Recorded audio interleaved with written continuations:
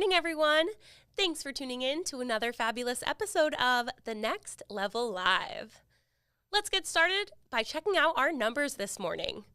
In April Week 2, we issued paid $6,164,000, bringing our April monthly in volume to $24,111,000, and our 2024 year-to-date in volume at $126,243,000. As always, we do have some special agents to recognize this morning. Starting with our Agent Spotlight. This week, we featured Agent Cole Eblin with FFL Olympus. Cole is being recognized for helping 220 families year-to-date. Great work, Cole. This week, our Rising Star featured Agent David Fredrickson with FFL MVP. David is being recognized for helping 208 families year-to-date. Congrats, David. We do have some updates regarding our upcoming Top Producer Cruise. Now until May 7th, earn double cruise points towards qualification. We would now like to congratulate our newest qualifiers. A big congrats to Joseph S., Ryan K., David R., Sebastian S., Brian T., Glenn W., Mecca W., Jeffrey K., Nathaniel R., Jason H., Neil B., Kerry G., Connor T., Gary A., Kathleen C., James T., Thomas M., Garrett D., Max V., Jose L., Cedric R., Vontre H., Francesca H., Drake G., Stephen F., David P., Zebulon F., Wiley H., Nicholas L., Jacob K., Christopher S., James T., and Anthony R. Congrats to you all. Can't wait to see you all in the Bahamas. We do have a number of agents to induct into our Agency Hall of Fame this morning. A big congrats to fourth-timer Zach Twardowski with FFL Capital. Big congrats to third-timer Bowen Sweeney with FFL Never Settle. Huge congrats to seventh-timer Andrew Taylor with FFL USA. Big congrats to another seventh-timer John Wetmore with FFL Agent Force. And congrats to eighth-timer Brent Abernathy with FFL Gulf Coast. Congrats to you all. We also have one agent to induct into our Annuity Hall of Fame this morning. Huge congrats to second-timer Brad Allen with FFL Emerald City. Coming up next, we've got Inside the Sale with Shawn Meaike. Enjoy.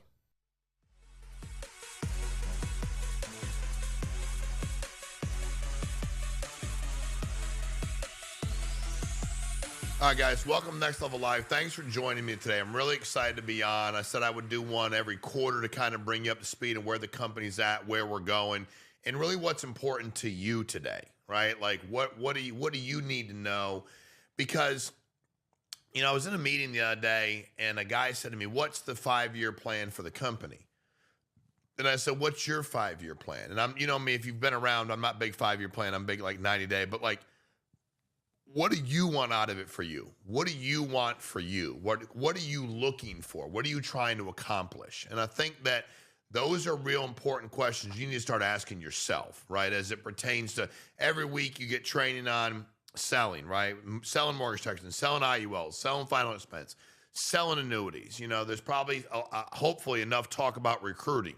I tend to watch all the trainings, whether I'm watching them real time or after, just to see what people are saying so I get an idea what's going on, right?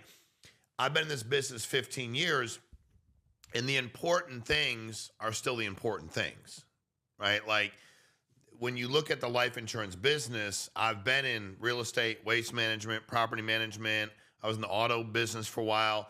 I've never found a better business. I've never seen a better business than this one. And the reason it's the best business I've seen is low barrier of entry. Real estate took me a very long time to get legal principles and practices, go through the course. It took a while to get licensed, and it took me a while to get people licensed. Much, because if you learn that, like or there was a damage to the property. So I had to really learn how to be real good at keeping my eyes open and finding something that made sense for me. Life insurance ended up being that for me. Like it may be that for you. It might not be. You might not even be working with us. You're watching the training right now.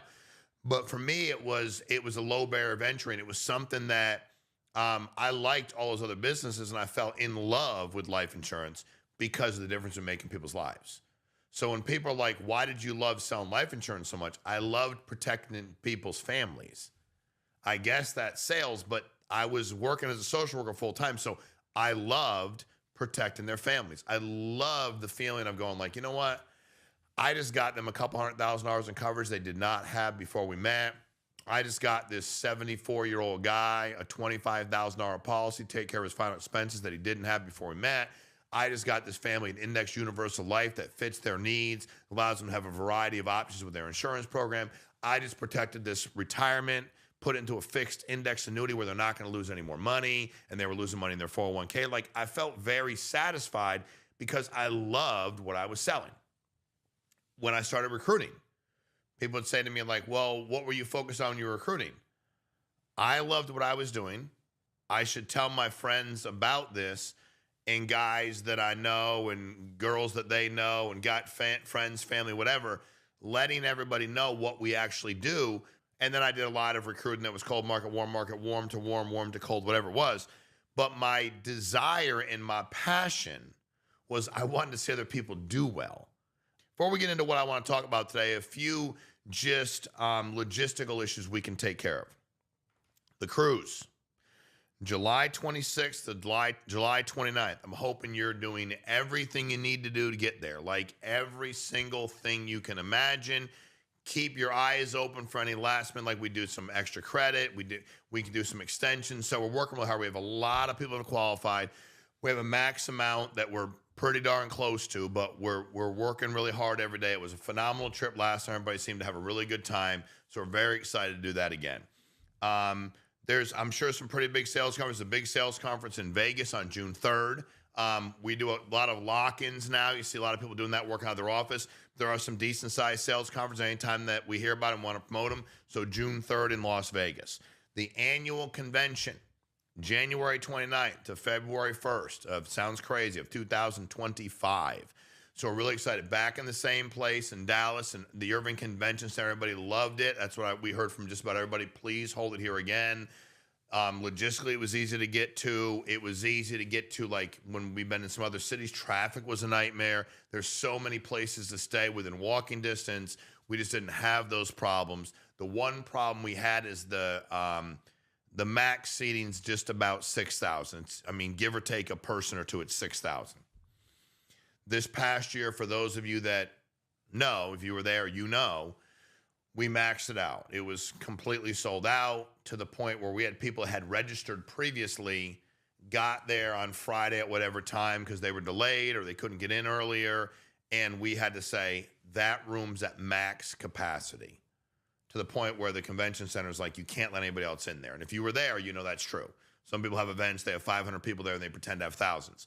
If you were at the event, you saw it, it was full. When you had Shannon Sharp on there, last speaker Saturday night, and he was like, dude, the whole place is sold out. I was like, yes, like literally every seat was taken. One of the things we have to do is we can't have people not be able to get in again, because that's just not fair. We're at the same place, so we know we're going to max it out. Like, we're well aware of that. So we said, you know what we're going to do? And we charged $299 to sit in those seats where you made a donation to the Dream Center. It was part of it, but we had a huge lead giveaway. Those sell out real quick, so we're going to have that section. Same $299. Then we have another ticket that allows you, if you want to, a lot of people wanted the meet and greets.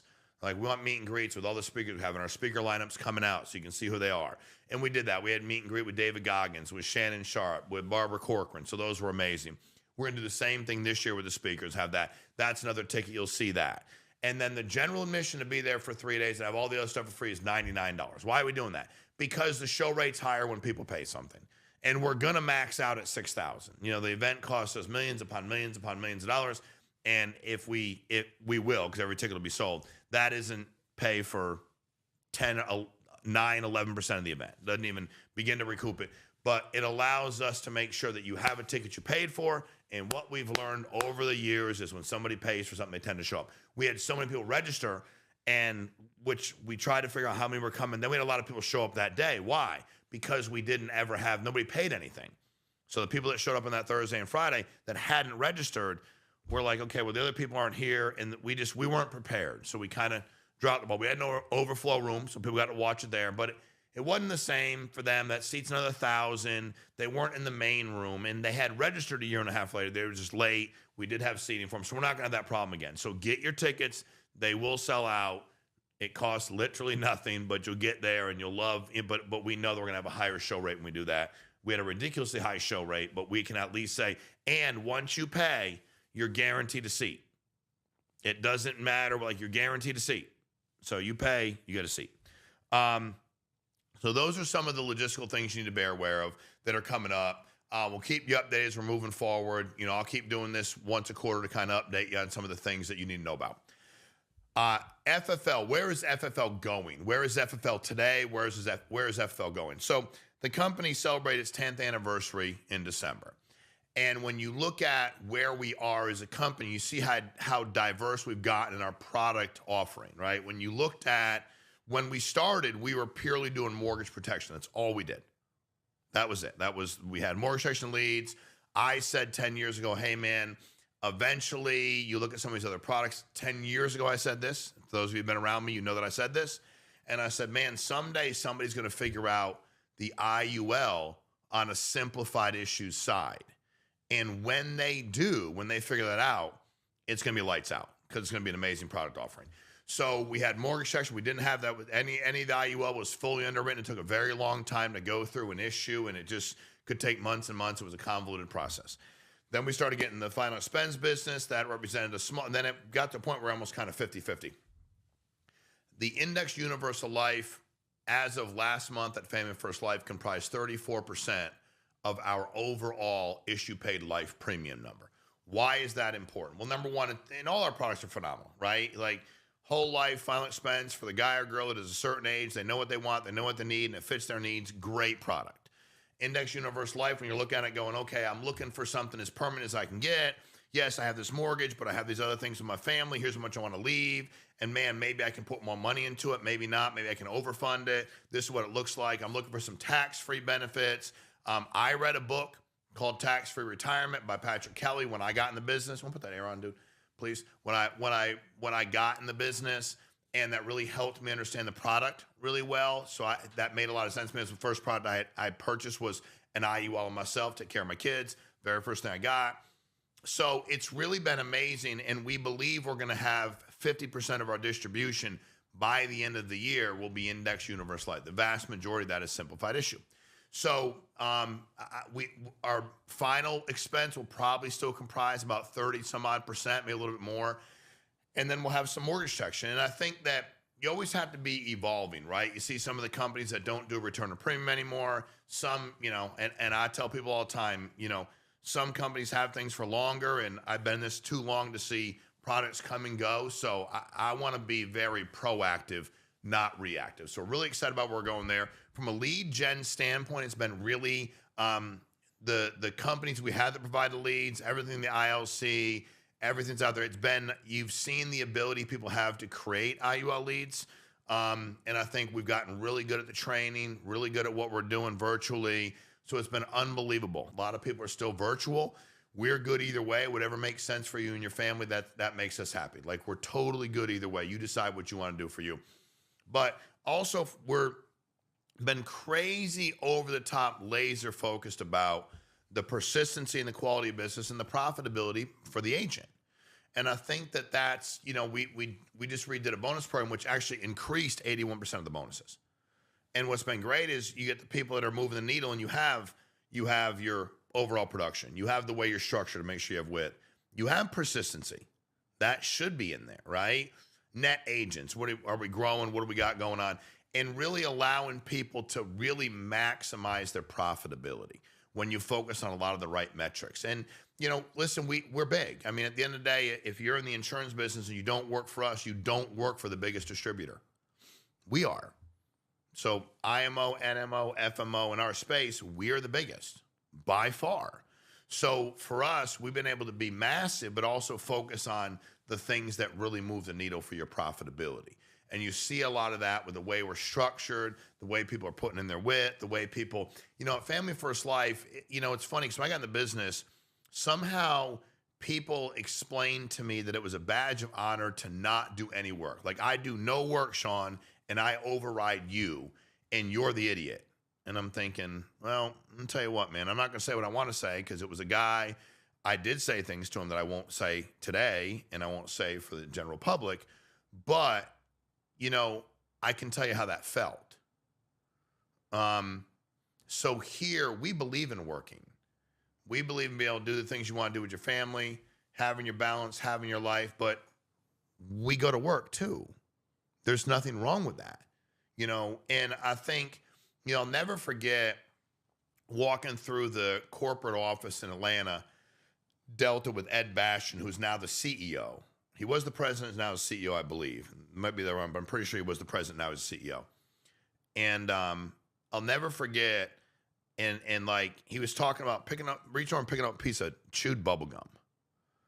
And like when he walks the floor, and I remember he said something to us that was striking. He said, small group, he said, if you're too big to do the small things, you'll eventually be too small to do the big things. And I was like, I like that a lot. And I never, ever forgot that, right? Like, I was like, that makes sense. No matter how big any business I'm in is, I'm never going to think, which is weird to me anyway, that I'm too big to do everything. Like, those are things we do to go make money. Those are things we do to support our families. Because a lot of businesses, what happens when and I talk to people in all kinds of real estate, I'm solar, pest control, all kinds of people. And sometimes, like, they're not even working with me yet, but I'm talking about their business. And then a lot of times they're like, I'm going to check out what y'all are doing over there. But the funny thing about that is a lot of times I say, you're starving the business. And they're like, well, what do you mean? Like, we just don't have the funds. And I'm like, you have a product.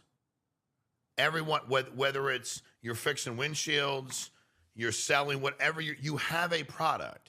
You yourself can go out there and sell the product too. That's your active income. And when you start, a lot of people go to passive so fast when they're not prepared. And it's like, when I got in the business, I ran my agency for 5 years.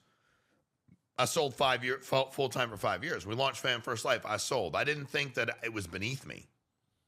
And the people around me that I knew 11 years ago at other companies told me, they got on stage and talked down to us. They sell life insurance today. They're in the field selling it today because they were too big to do the small things. Now they're too small to do the big things. I never got that way, man. I loved working. I love protecting families. I think you need to make sure you work hard to get the balance for your families. You have the vacations, do things you want to do with your kids, if that's what you got, or your mom or your dad or your friends or your significant other or your dog or your cat or just yourself, whatever you want to do. But at the end of the day, it's getting people to understand that that's what we're trying to accomplish here.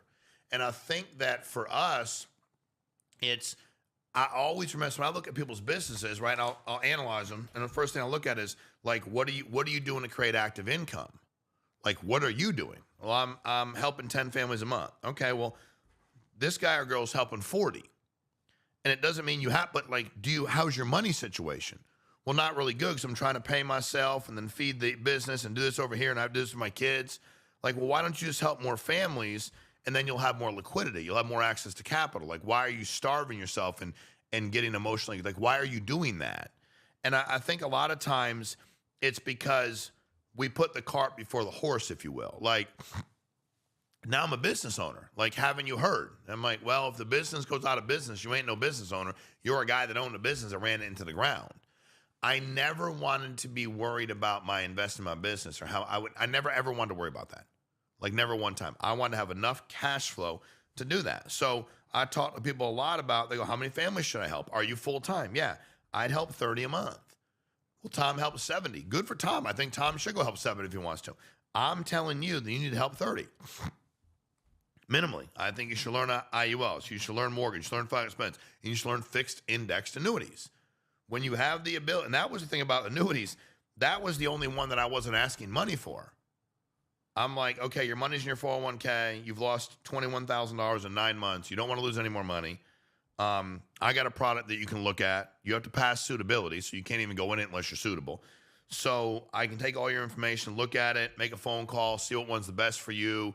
Are we looking for lifetime income? What are we looking for? Is there a bonus? Like, I can do all that, and that doesn't cost you any money to me. So I was focused on all 4 of those. And if you're making sure you're helping 30 families a month, and let's say you help 2 families with an annuity and 14 with an IUL and, 7 with a mortgage and 7 final expense, you have a very diversified portfolio.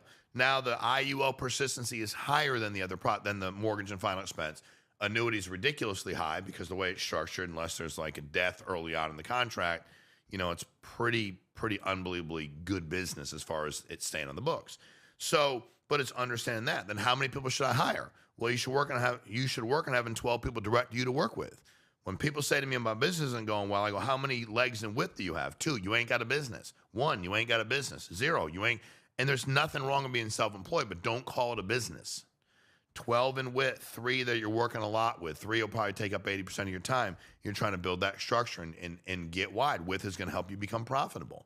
And then depth will help the stability in the organization, but you're always recruiting, always, right? That's what you're always doing. Always be recruiting. Always be closing, always be selling, but always be recruiting too, because I love what we do.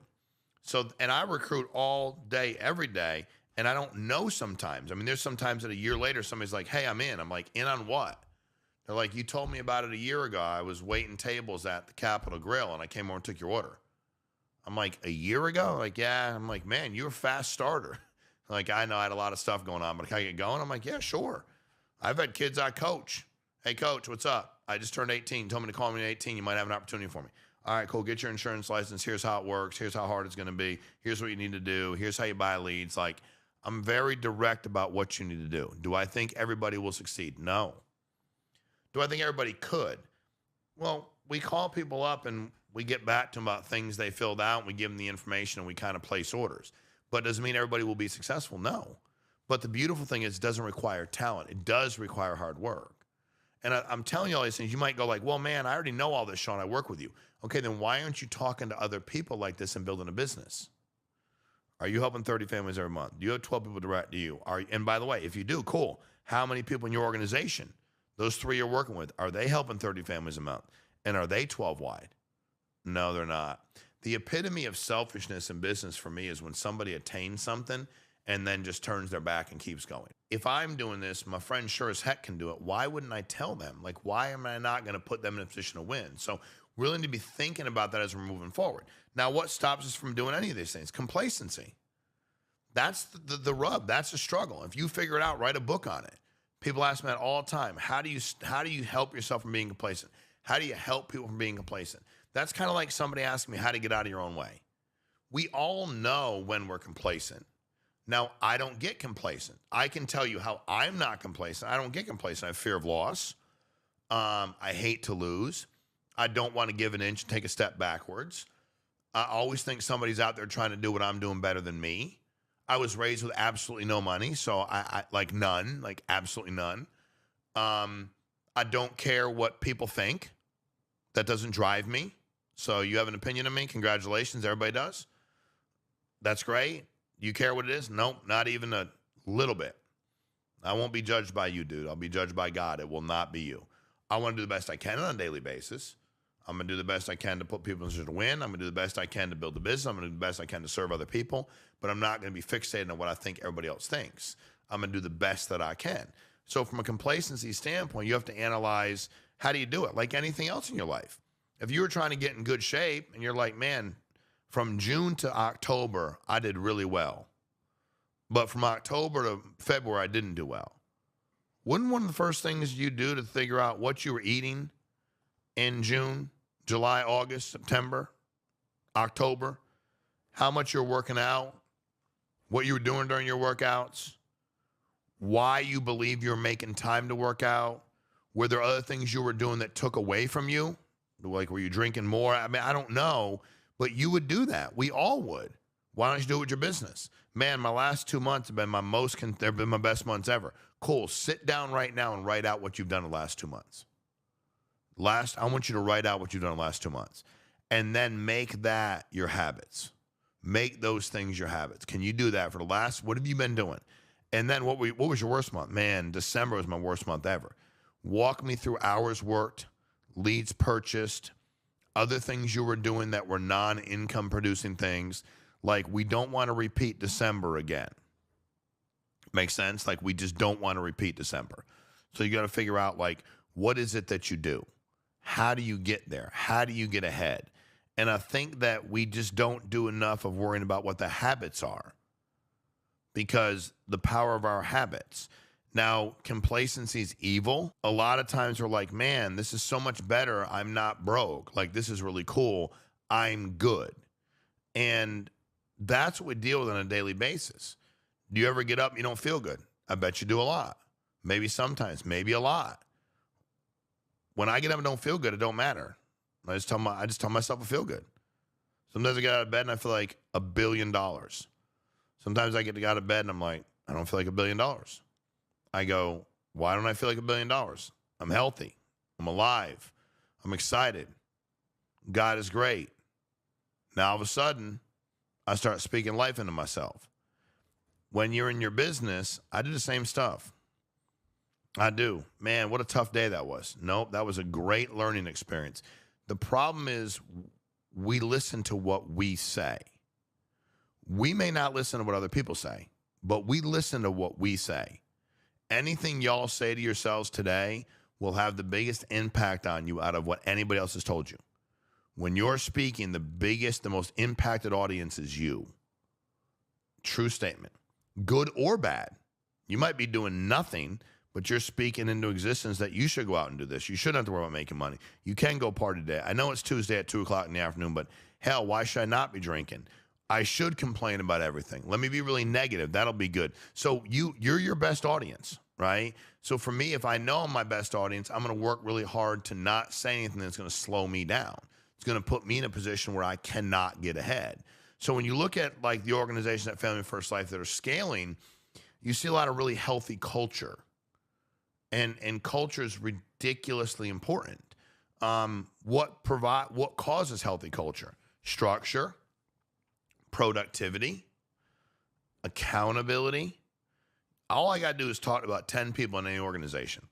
Give me the 10 people that are not doing well right now. I ask all 10 how they're doing. They say they're not doing well. And I ask them individually why. 8 or 9 out of 10 of them will blame somebody else. You know, it's been hard. The leads, the people. Yeah, it's been hard. This is the other problem. The carrier did this to me. The client did this to me. Healthy culture, you find those people and they go, it could be better. I think I know some of the things I'm doing wrong, but I'm getting information and answers to the other ones. But I definitely know I can have a better mindset and work hard. Crazy healthy culture. We assimilate. So these 8 out of 10 that complain, they work with somebody that complains. We don't tend to try to be like, we want to assimilate. We want to be the same as everybody else. We want to fit in for the most part. Like if you go, I don't want to, dude, most people do. I'm going to be honest with you. If you don't, then congratulations. But most people want to fit in. So now you ask yourself. So I ask people, what percentage of the time the conversation they focus on solutions or complaining? And then what if you try to go 24 hours? What if you made a commitment today? It's a Friday. Hell, the rest of the day, where you don't complain about anything, because unless you can control it and you want to fix it, and you're like, dude, I hate that traveling on Main Street sucks. Potholes suck and the traffic sucks. I'm only going to take Oak Street from now on. Cool. Very solution focused. And by the way, if any of you are going to go on Main Street, go on Oak Street. Got it. But if you're like, dude, I hate Main Street, I go, well, why do you take it? It's the only way home. Well, what are we talking about? But there's potholes and traffic. Is there another way home unless you get a helicopter? No. Then what are we talking about it for? But you understand. No, I do understand. Potholes and traffic. Is there another way home? No. Then what are we talking about? And I do that to people. Imagine if you didn't complain yourself, and then when people did that, you asked them, man, these people today, really? Like, what do you mean? Just the ones I call, they're not, oh, okay, so what can you do about that? Well, nothing really. Okay, so what do you want to talk about? Well, I'm just telling you how I feel. I go, oh, I always love when somebody complains. I go, just telling you how I feel. No, you're complaining. And by the way, I don't think anything's perfect. But remember, you're your biggest audience. So the more you complain about what you can't accomplish. I hired somebody. They didn't do A, B, and C. Okay. Do you talk to them anymore? No. I can't believe they didn't do those things. Okay. So you have no conversation. Like, what do you want from me? Success principles in business are very simple. That's why, this will sound weird, that's why most people don't follow them. But that doesn't make any kind of sense. If they're complicated, no. They're so simple, but they take a lot of discipline. If it was like really hard, maybe we'd be like, well, you don't need much discipline. It's very complicated to get there. Look, none of the stuff I'm talking about right now is complicated, but it's literally the key to being successful in business. Literally the key to you and building whatever wealth you want for you and your family. Except the world tells us not to do it. Why? Well, the world's probably not pulling for you to be wealthy. And that's okay too. Like, I don't think most people are pulling for you. I told my kids when they grew up, use one hand and count. You can count the amount of people pulling for you if it doesn't benefit them. And if you use most of your fingers, you're very blessed. But you have to know that going in. But what if you, from a leadership standpoint, said that to people? I'm part of companies where I start, there's group text, and they take me out in 4 days. I don't like this about this. I don't like this about. I always respond and go, what can we do about it? Well, I'm not. Nothing, Shawn. I'm just sharing how I feel. No, you're complaining. You're like being a crybaby. What do you want me to do? I don't like the home field we play on. Okay, are we going to play here this entire year? This will be a home field? Yes. Okay, so this entire year, this will be our home field. Yes. Then why are we going to complain about it? But I see the field too. What do you want me to do? Like, I'm trying to understand, what are we going to accomplish here? And the thing for me is, I always knew that the harder it was, the better it was about to get. I also knew, as good as it is, that there will be times that'll be hard that will test me to see if I can continue to succeed at this level. Like, I was well aware of those things. Now you sit down and think, what have I been saying about my own active income? What's holding me back? What have I been saying about my ability to recruit people? What's holding me back? What I've been saying about my ability to get people selling, what's holding me back? Why can't I duplicate or replicate what I'm already doing? Why can't I help somebody else do what I'm doing? That'd be cool. How do I increase my personal production number? How do I increase my bonus number? I mean, am I building people up? Am I making a difference in the world today? That's the other thing. Sit down at the end of the day and write out the things you did today to make a difference in people's lives. I can promise you it won't be, I was a great complainer. I was so negative, I talked Tom into being upset. I was so down on myself that I unmotivated everybody. As opposed to, you know what? A lot of people are having a hard time today, but I was able to push through and show them how to be successful. And I think it took a lot of the wind out of their negativity sails. And you can breathe life into somebody or breathe death into them, figuratively.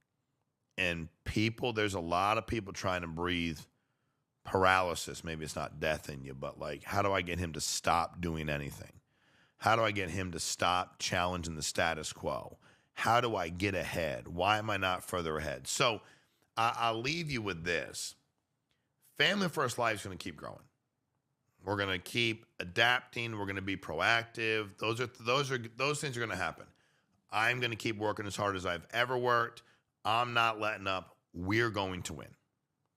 What you have to ask yourself is, what does that plan for you look like? Like, what part of that will you participate in? Will you go help more families and make more money for your family? When you look at leads, this isn't, and I don't pretend it's any other way. When you see people that sell more, they tend to have more people to talk to. Now, you find that balance for you, but for me, when I got in the business, I found the number one producer. I said, what do you do better than everybody else? He's like, I consistently every week buy more leads. Consistent, like I keep moving. I was like, if I do that, I'll do better. He's like, I just think it's a lot more shots on goal. If I have more shots on goal, I'm going to make more goals. That seemed to make sense to me. I really couldn't argue that rationale. That seemed pretty good. So I was like, all right, cool, let's try that. More shots on goal. But you have to understand, like, what's it going to look like for you? Because a real good question to get it away from you or me is to say, where do you see the company? I want to know, like, where do y'all see me going in the company? Where do you see me going in the company? I see you going wherever you want to go with it. I see you helping a lot of families every month. I see you making money for your family. I see you building a business. But I see it. Do you see it?